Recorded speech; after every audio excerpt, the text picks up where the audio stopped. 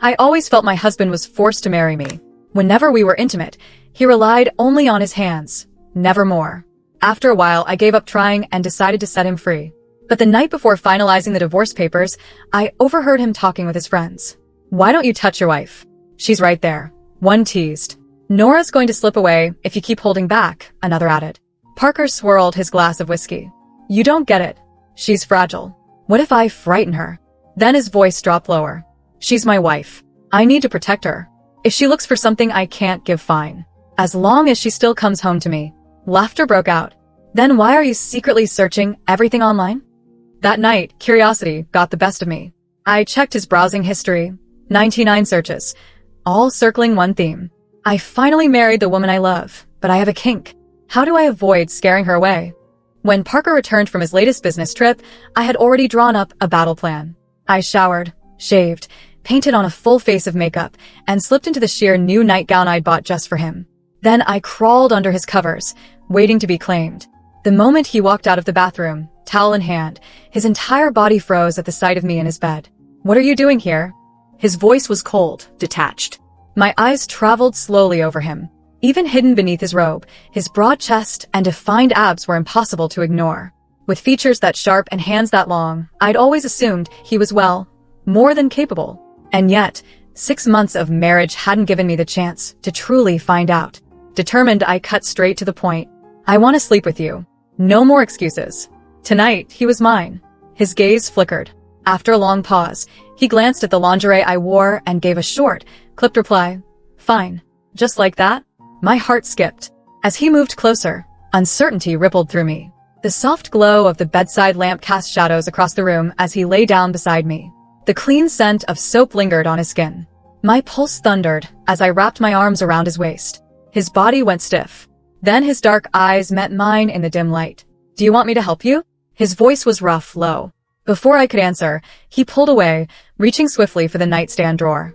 My brief excitement fizzled instantly. I knew what he was reaching for. He was about to fulfill his duties again, but without ever truly touching me. Anger flared hot and sharp. His body was always locked away from me, untouchable, even when his desire was obvious. When he pulled out the finger cots, I grabbed them from his hand and threw them against his chest. "Help me with what? You're so damn vanilla. What could you possibly show me that I haven't seen already?" My voice cracked with frustration. I couldn't see his expression clearly in the low light, but I felt his stare, burning, intense, almost confused. All the disappointment I'd swallowed burst out. "Parker, if you can't get it up, just say it. You're not the only man in the world. I can find someone else anytime. We were husband and wife, for God's sake." Why did it always feel like I was begging for scraps of affection? "That's not what I meant," he said tightly. Still, he didn't move. Not to touch me, not even to kiss me. Anything would have been better than this endless distance. This was the third time I'd offered myself, and the third time I'd been turned away. The rejection crushed me.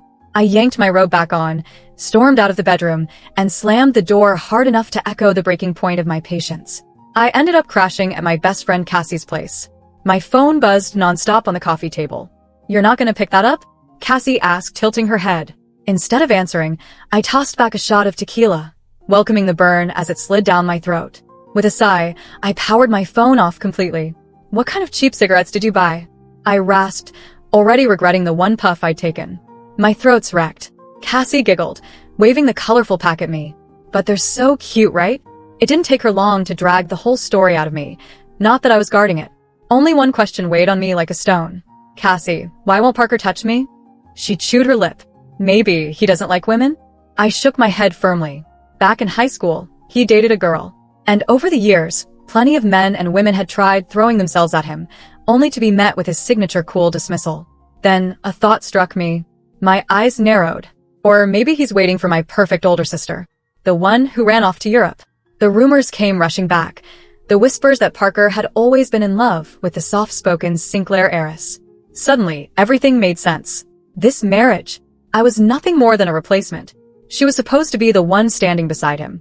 But she'd abandoned him for her so-called soulmate, an artist she'd chased across continents. Parker, the ever-polite gentleman, had given me everything during our 6 months of marriage.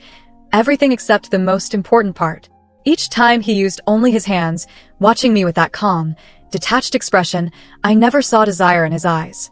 He looked more like an outsider observing someone else's life. Was I disgusting to him? The thought slammed into me, shattering the fragile wall I'd built to contain my hurt. I slammed my glass onto the table with a sharp crack. That's it. I've made up my mind. Cassie blinked. About what? I'm divorcing him. What good was a man who had the looks but none of the passion? Especially one still clinging to another woman. I was Nora Sinclair. I didn't need him. All right, calm down. No more alcohol for you, Cassie said, clearly chalking it up to me being drunk and dramatic. She hauled me off toward the shower. She'd just gotten a new manicure, and between her restless sleep and sharp nails, I woke the next morning with angry red scratches scattered across my neck.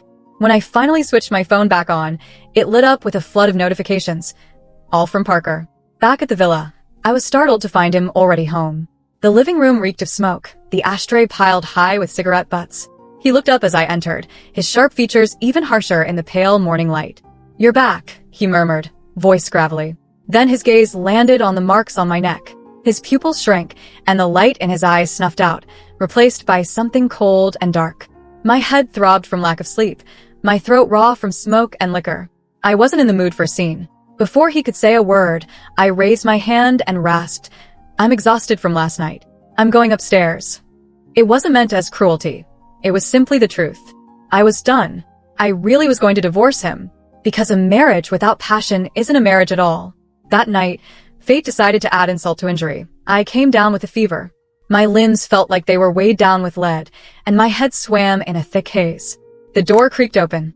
Parker entered, fresh from the shower, the sharp scent of mint body wash clinging to his skin. The smell was so strong it nearly made me gag. I wrinkled my nose and tried to shove him away. Just leave me alone. His body stiffened. Then who's supposed to take care of you? His voice was deep, threaded with emotion he was struggling to control. He softened his tone. Come on, be good. Take the medicine, you'll feel better. His cool fingers brushed against my lips. On his thigh, I noticed his hand curl into a tight fist. His eyes lingered on my mouth, his breathing uneven. But I was too out of it to notice the storm in him. Being in his arms only made me restless, and I tried to twist away, sinking back into the sheets. Okay, you can go now. As I drifted in and out of feverish sleep, I thought I heard the shower running again from the bathroom. Maybe Parker was taking yet another shower. When I opened my eyes again, I was cocooned in Parker's embrace. Something firm and burning pressed insistently against my thigh, impossible to ignore. His breath fanned warm across my ear as he stirred awake, his hand moving to check my forehead. Still warm. The fever hasn't completely broken. I went rigid. It's not the fever making me burn, you idiot. It's you. I tried elbowing him away, but he caught me with practiced ease, one rough thumb brushing lightly against my waist. The touch sent a jolt of electricity through me, and I gasped before I could stop myself. Nora. His voice was low, husky, magnetic. Should we give it a try? On another day, I would have leapt at the chance. But after everything that had happened, his words felt like tossing me candy after a slap. A cheap consolation. Still aching from the fever, I turned my head away. My voice was flat, cold. I can't. I'm too tired. He froze. I could feel the tremor in his breathing, the way the life seemed to drain out of him. After a pause, he pulled back, putting space between us. Silence. When I finally glanced at him, his eyes were dark wells of sorrow, a bitter smile twisting across his lips. It's my fault. I don't blame you. I let out a sharp snort. At least he admitted it. But please, he added softly, don't push yourself so hard. Getting sick like this, it's not good for you. He lowered his gaze, hiding whatever emotion was churning beneath the surface. Before I could reply, he stood and went to the closet, pulling clothes out for me. Usually he lounged in silk pajamas, but tonight he wore only a towel slung low on his hips.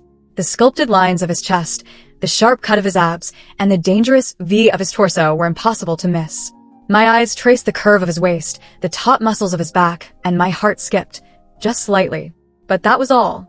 Any good-looking man standing half-naked in front of me would have stirred the same reaction. He handed me the clothes. Without hesitation, I stripped and began changing in front of him. As expected, he immediately spun on his heel, fixing his gaze on the wall as though it could hold his attention. What I didn't know was that the moment I left the room, Parker walked straight back into the bathroom. A few days later, I realized something strange. Pieces of my wardrobe had gone missing. At first, I brushed it off. They weren't expensive, and I had plenty more. But when the lace lingerie Cassie had gifted me disappeared, I couldn't ignore it anymore. We didn't have cameras in the house, so I had no way of catching the creep. Finally, over dinner, I decided to bring it up. I think someone's been stealing my things. Parker sat across from me, calmly spreading butter on my toast. At my words, his hand faltered for a fraction of a second. Without looking up, he asked in an even tone, "What exactly is missing?" "Lingerie." The butter knife slipped, leaving a smear of yellow across the small mole on the back of his hand. I narrowed my eyes, catching the rare crack in his perfect composure. "Why so jumpy? Don't tell me you're the thief." For a long moment he said nothing. Then a low, humorless laugh escaped him. His gaze finally lifted, those deep, dark eyes locking onto mine. "What do you think?" As always, Parker was immaculate, tailored suit, hair neat, thin gold-rimmed glasses framing his sharp features. Behind the lenses, his pupils looked darker than the sunlight spilling across the table. I forced a smile. What did I think? He was the definition of polished propriety. And honestly, what would he even do with my underwear? I let it go. "What time will you be home tonight? I've got something to give you." The divorce papers were waiting. Without hesitation, he answered, "Whenever you want me back, I'll come straight home." The words left his lips so fast, so earnest, that it took me a moment to process them.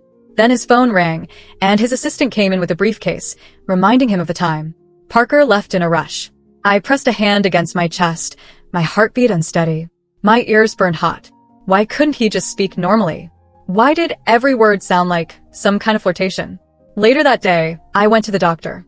The diagnosis? A hormonal imbalance. The solution, according to him, was finding a man to regulate things. When Cassie heard this, she nearly jumped with excitement. She immediately offered up a roster from her agency. A model with an 8-pack, a younger guy with pecs sculpted to perfection. At the time, I was holed up in my studio, sketching characters for my graphic novel, completely lost in my work. I shot her down instantly. She smirked, unfazed. "You've been breaking out lately, haven't you?" Her words hit a nerve.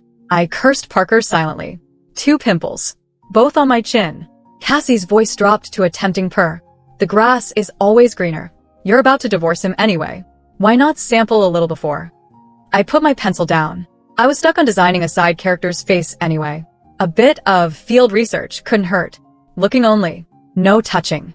So maybe my testosterone was running a little high. But once I was divorced, I could find as many men as I wanted. For now, it wasn't fear holding me back. It was principles. I wasn't the type to drool over men just for their bodies. Cassie's laugh made it clear she didn't buy my act for a second. At the time, I was full of confidence. But that night, my subconscious betrayed me. I had the most vivid dream.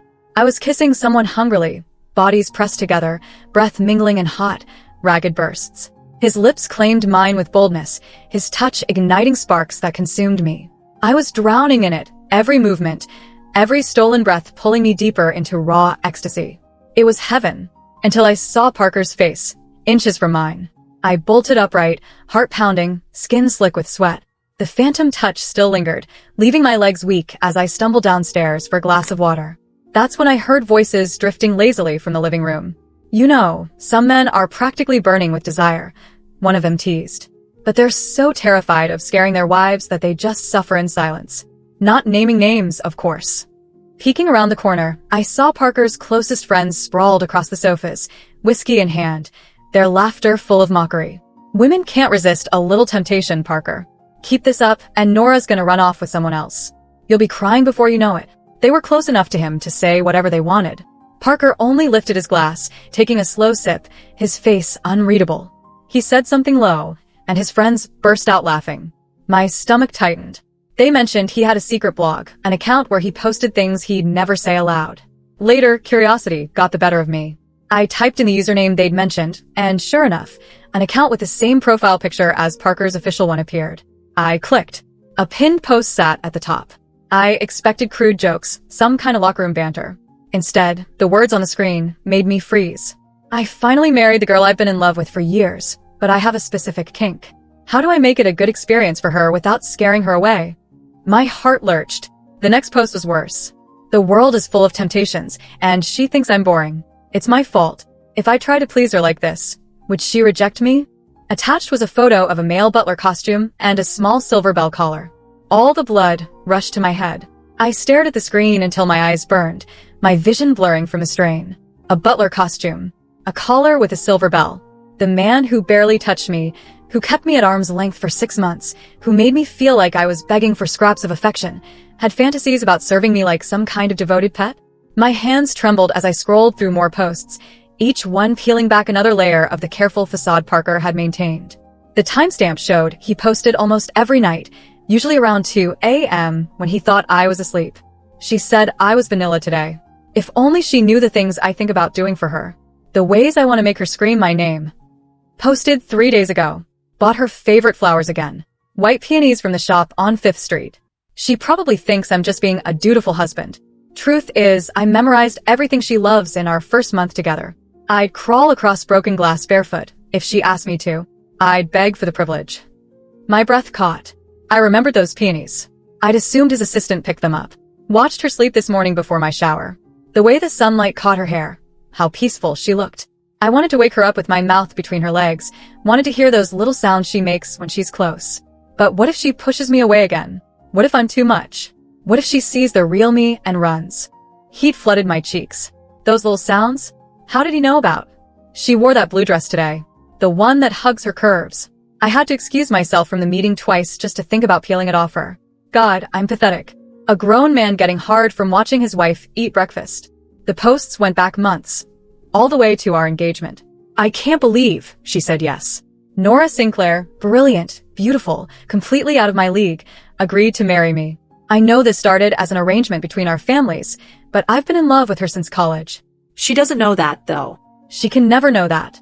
Wait, what? The wedding is tomorrow. I've been having dreams about our wedding night for weeks. In them, I make her come until she's sobbing my name, until she knows she belongs to me completely. But in reality, I'll probably just hold her hand and let her sleep. She deserves gentleness, not the twisted mess of desires in my head. My heart hammered against my ribs as I kept reading, each post revealing more of the man I thought I knew. Nora tried to seduce me again tonight. That little nightgown she wore. Christ, I nearly lost control. But she looked so nervous, so uncertain. What if I hurt her? What if I'm too rough? I settled for using my hands instead. Safer that way. She came apart so beautifully, but I could see the disappointment in her eyes afterward. She thinks I don't want her. The irony is killing me. I've been having the same dream every night for a week. Nora on her knees, looking up at me with those gorgeous eyes, telling me I'm a good boy, telling me exactly what she wants me to do to her. I wake up harder than I've ever been in my life and have to take another cold shower. This is torture. She asked me directly tonight why I won't touch her. I wanted to tell her it's because I'm afraid I'll never stop. I'm afraid I'll pin her down and worship every inch of her until she's ruined for anyone else. I'm afraid I'll beg her to let me serve her, please her, belong to her completely. Instead, I gave her some excuse about being tired from work. I'm a coward. Tears burned behind my eyes, not from sadness, but from sheer frustration and disbelief. Found myself in her closet today, breathing in the scent on her clothes like some kind of creep. Took one of her silk scarves. I know it's wrong, but I can't help myself. Sometimes I tie it around my wrist when I'm alone and pretend it's her hands binding me. So, he was the one stealing my things. She mentioned divorce papers tonight. I think she's serious this time. I'm losing her, and it's my own fault. Maybe she'd be happier with someone who can give her what she needs, someone normal, someone who doesn't fantasize about kneeling at her feet and begging for permission to touch her. Posted just 2 days ago. I bought the collar. It's sitting in my drawer right now. Silver with a small bell, just like in my dreams. Sometimes I put it on and imagine what it would feel like if she were the one fastening it around my neck. If she were the one holding the leash. God, I'm sick. My entire body felt like it was on fire. The careful, controlled man I'd married was apparently harboring fantasies that would make a porn star blush. And he thought he was sick for it? Footsteps echoed from downstairs. His friends were leaving, their laughter fading as the front door closed. I slammed the laptop shut and dove under the covers, my heart hammering so hard I was sure he'd hear it from the hallway. When his quiet footsteps approached on the stairs, I forced my breathing to slow, feigning the deep rhythm of sleep. The bedroom door opened with barely a whisper. Through my lashes, I watched him move through the darkness with the practiced silence of someone who'd done this countless times. He stood at the foot of the bed for what felt like hours, and even in the dim light filtering through the curtains, I could see the tension coiled in his shoulders, the way his hands clenched and unclenched at his sides. Nora, he whispered, so quietly I almost didn't hear it. The raw longing in that single word made my chest tight. I stayed perfectly still, fighting every instinct that screamed at me to reach for him. He took a step closer, and I heard the sharp intake of his breath.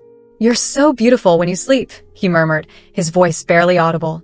"So peaceful. I wish I could tell you how much I—" He trailed off, and I heard him swallow hard. "I'm sorry I can't be what you need. I'm sorry I'm such a coward." The pain in his voice nearly broke my resolve. I wanted to sit up, to pull him into bed with me, to tell him he was exactly what I needed if only he'd stop hiding from me. But I needed to process this first.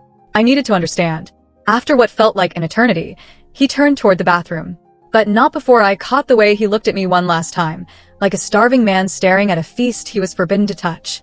The sound of running water filled the silence. Now I understood why he took so many showers. He wasn't avoiding me. He was trying to cool himself down after being near me. I lay awake for hours after that, staring at the ceiling, my mind reeling. Every interaction we'd had over the past 6 months suddenly took on new meaning. The careful distance, the formal politeness, the way he'd tense whenever I got too close. It wasn't disinterest. It was self-control hanging by a thread. The next morning, I woke to the smell of coffee and something sweet baking in the kitchen. When I padded downstairs in my silk pajamas, the ones that barely covered my thighs, Parker was already dressed for work in another perfectly pressed suit, setting a plate of warm almond croissants on the table. My favorite. From the French bakery across town that required a 40-minute round trip. "Good morning," he said without meeting my eyes, his voice carefully neutral. "I made your coffee. 2 sugars, just a splash of cream." Exactly how I liked it. How had I never noticed how perfectly he remembered every little detail about my preferences? "Thank you," I said softly, watching as he moved around the kitchen with efficient grace. His shirt was pristine white, his tie perfectly knotted, his dark hair styled with mathematical precision. He looked like the cover of a business magazine. He also looked exhausted. "Did you sleep at all last night?" I asked. His hand faltered as he reached for his briefcase. "I had some work to catch up on." Liar. I knew exactly what had kept him awake. Parker. He looked up reluctantly, those dark eyes cautious behind his gold-rimmed glasses. There were shadows beneath them, evidence of too many sleepless nights. "We need to talk." Every muscle in his body went rigid. The coffee cup in his hand trembled almost imperceptibly before he set it down with forced casualness. "About what?" Instead of answering, I pulled out my phone and navigated to his secret account. His face went completely white when he saw the screen, all the color draining away until he looked like he might faint. "About this." The coffee cup slipped from his fingers, shattering against the marble floor in an explosion of white porcelain and dark liquid. Neither of us moved to clean it up. "Nora, I can explain. Can you?" My voice was steadier than I felt, even though my hands were shaking. "Because I've been sitting here for 6 months thinking you didn't want me, thinking you found me repulsive or boring, and apparently you've been writing erotic poetry about worshipping my body." His jaw worked silently, a muscle ticking in his cheek. I could see him scrambling for words, for some way to explain away what couldn't be explained away. "You weren't supposed to see that," he finally managed, his voice hoarse. "But I did." I stood up slowly, deliberately, watching as his eyes tracked the movement. "I saw all of it, Parker. Every post, every fantasy, every confession about how much you want me." He flinched like I'd hit him. "I know about the collar," I continued, taking a step closer. "I know about the dreams where I'm in control. I know you've been stealing my clothes and touching yourself while thinking about me. Christ, Nora. I know you've been in love with me since college." That stopped him cold. His mouth fell open, and for several seconds, he just stared at me like I'd revealed the secrets of the universe. "How long have you been reading my posts?" he asked quietly. "Just last night. But apparently I should have been reading them months ago, because then maybe I would have understood why my husband has been treating me like I'm radioactive." I moved closer until I could smell his cologne, something expensive and woodsy that I'd grown to associate with comfort and home. This close, I could see the way his pupils dilated, the rapid rise and fall of his chest. "So now what, Parker? Are you going to keep pretending you don't want me? Keep taking cold showers at 3 in the morning and writing sad posts about how you're not good enough for me?" His breathing became labored, like he was fighting for air. "You don't understand. The things I want, they're not normal. You deserve better than." "Then what? A husband who actually desires me? A husband who wants to touch me?" "Then a husband who wants to kneel at your feet and beg for permission to pleasure you," he said harshly, the words ripping out of him like a confession under torture. then a husband who fantasizes about wearing your collar and being your good boy, then a husband who gets hard from the sound of your laugh and has to excuse himself from board meetings because he can't stop thinking about the way you smell. The raw honesty in his voice sent heat pooling low in my stomach. You want to know what I really want? He continued, his control finally cracking. I want to worship every inch of your skin until you're trembling. I want to hear you say my name like a prayer, like a command. I want to serve you, obey you, please you until you're ruined for anyone else. My lips parted, but no sound came out. He stepped closer, close enough that I had to tilt my head back to meet his eyes. They were blazing with something that made my knees weak. I want to put my mouth on you until you forget every other man who's ever existed. I want to make you come so hard you see stars, then do it again and again until you're sobbing from overstimulation. I want to be your devoted pet, your willing slave, your everything. My pulse thundered in my ears. But most of all, he said, his voice dropping to barely above a whisper, I want to be worthy of you. And I'm terrified that I never will be. The vulnerability in his confession, the way his voice broke on the last word, cracked something open inside my chest. You idiot, I whispered, reaching up to cup his face in my hands. You beautiful, brilliant, stupid man. His eyes fluttered closed at my touch, like he was savoring the contact he denied himself for so long. I've been dying for you to touch me, I continued, my thumbs tracing the sharp line of his cheekbones. Do you have any idea what it's been like?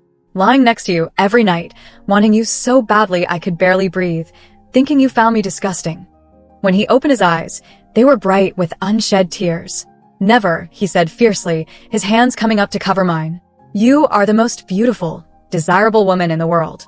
You're everything I've ever wanted, and more than I deserve. Then why? Because I was afraid, he admitted, his voice breaking. Afraid that if you saw the real me, the depths of what I want from you, you'd run. Afraid that I'm too much, too intense, too. I silenced him by pressing my lips to his. It was supposed to be gentle, reassuring. Instead, it was like striking a match near gasoline. He made a sound somewhere between a growl and a whimper, his arms coming around me to crush me against his chest. This wasn't the careful, controlled kiss of our wedding day or the polite pecks he'd given me since. This was desperation unleashed, months of restraint burning away in the heat between us. I melted into him, my hands fisting in his perfectly pressed shirt, pulling him closer. He groaned against my mouth, the sound vibrating through my entire body. When we finally broke apart, we were both breathing hard. The divorce papers, I gasped. They're upstairs. His entire body went rigid with panic. Nora, please. I'm burning them. The relief that flooded his features was almost heartbreaking. He looked like a man who'd just been granted a reprieve from execution. What about work? I asked as he backed me against the kitchen counter, his hands braced on either side of me. His lips found the sensitive spot just below my ear, and I shivered at the contact. I'm calling in sick, he murmured against my skin, his breath hot and damp. We have 6 months of miscommunication to work through. Just talking? I asked breathlessly as he pressed open-mouthed kisses along my neck. He pulled back to look at me, his eyes dark with promise. Oh, sweetheart, he said, his voice rough with desire. We're going to do a lot more than talk. For the first time in our marriage, my husband was going to be late for work, and I had a feeling we were both going to enjoy every minute of it. But first, he said, dropping to his knees in front of me without warning, I owe you an apology. I gripped the counter behind me as he looked up at me with those dark, intense eyes. And I planned to make it very, very thorough. The last coherent thought I had before his hands slid up my thighs was that maybe, just maybe, our marriage was about to get a lot more interesting.